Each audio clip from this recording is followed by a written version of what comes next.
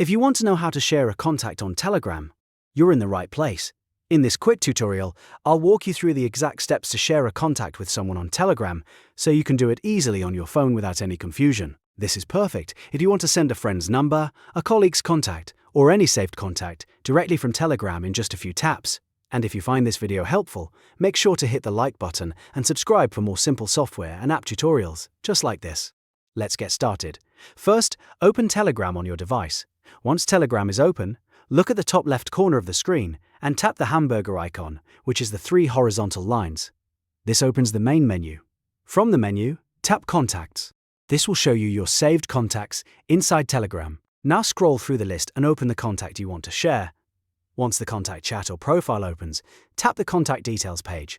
On this page, look for the option that says Share this contact and tap it. Telegram will now ask you to choose who you want to share the contact with. Select the person or chat you want to send it to. After you've chosen the recipient, tap Send. That's it. The contact will be shared instantly through Telegram. This is a really handy feature when you want to quickly pass along someone's info without typing it out manually. If this tutorial helped you, don't forget to like this video and subscribe for more easy Telegram tips and app guides. Thanks for watching, and I'll see you in the next one.